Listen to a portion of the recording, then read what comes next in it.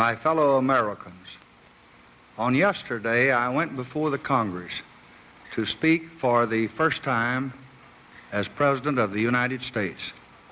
Tonight, on this Thanksgiving, I come before you to ask your help, to ask your strength, to ask your prayers that God may guard this republic and guide my every labor. All of us have lived through 7 days that none of us will ever forget. We're not given the divine wisdom to answer why this has been, but we are given the human duty of determining what is to be. What is to be for America, for the world, for the cause we lead, for all the hopes that live in our hearts. A great leader is dead. A great nation must move on. Yesterday is not ours to recover, but tomorrow is ours to win or to lose. I am resolved that we shall win the tomorrows before us. So I ask you to join me in that resolve, determined that from this midnight of tragedy, we shall move toward a new American greatness. More than any generation before us, we have cause to be thankful, so thankful on this Thanksgiving Day. Our harvests are bountiful. Our factories flourish. Our homes are safe. Our defenses are secure. We live in peace. The goodwill of the world pours out for us. But more than these blessings, we know tonight that our system is strong, strong and secure. A deed that was meant to tear us apart has bound us together. Our system has passed, you have passed, a great test.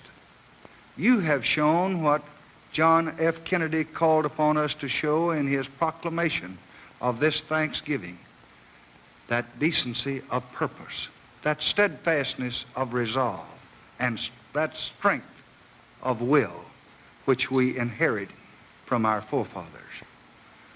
What better conveys what is best for America than this?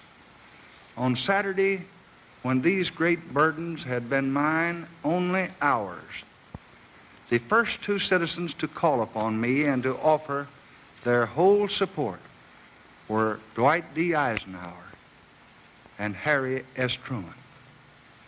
Since last Friday, Americans have turned to the good, to the decent values of our life. These have served us. Yes, these have saved us. The service of our public institution and our public men is the salvation of us all, from the Supreme Court to the states.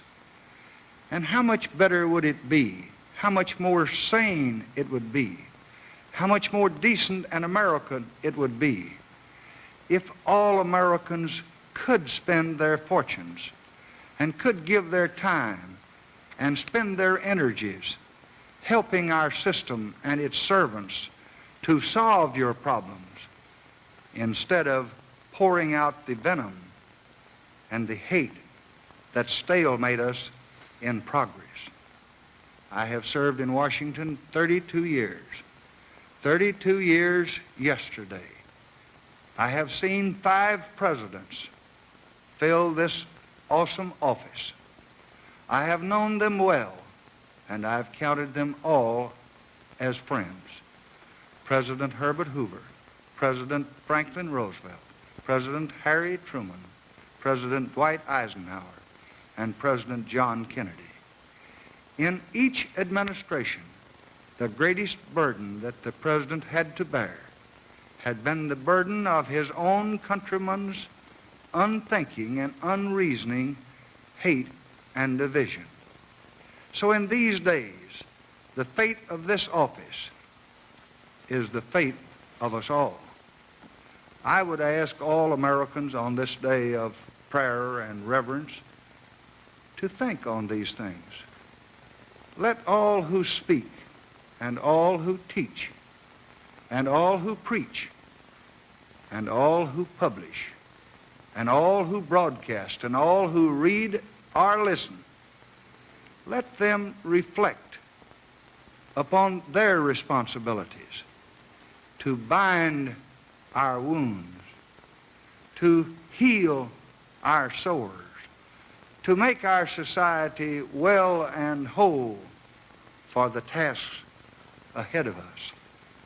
It is this work that I most want us to do, to banish rancor from our words and malice from our hearts, to close down the poison spring of hatred and intolerance and fanaticism, to perfect our unity north and south, east and west, to hasten the day when bias of race, religion, and region is no more, and to bring the day when our great energies and decencies and spirit will be free of the burdens that we have borne too long. Our view is outward. Our thrust is forward. But we remember in our hearts this brave young man who lies in honored eternal rest across the Potomac. We remember him. We remember his wonderful and courageous widow that we all love. We remember Caroline and John and all the great family who gave the nation this son and brother. And to honor his memory and the future of the works that he started, I have today determined that Station Number 1 of the Atlantic Missile Range and the NASA Launch Operations Center in Florida shall hereafter be known as the John F. Kennedy Space Center. I have also acted today with the understanding and the support of my friend, the Governor of Florida, Farish Brown, to change the name of Cape Canaveral.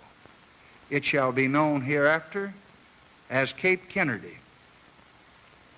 On this Thanksgiving Day, as we gather in the warmth of our families, in the mutual love and respect which we have for one another, and as we bow our heads in submission to divine providence, let us also thank God for the years that he gave us inspiration through his servant, John F. Kennedy. Let us today renew our dedication to the ideals that are American. Let us pray for his divine wisdom in banishing from our land any injustice or intolerance or oppression to any of our fellow Americans, whatever their opinion, whatever the color of their skins. For God made all of us, not some of us, in his image. All of us, not just some of us, are his children. And finally, to you as your president, I ask that you remember your country and remember me each day in your prayers. And I pledge to you the best within me to work for a new American greatness, a new day when peace is more secure, when justice is more universal, when freedom is more strong in every home of all mankind. Thank you and good night.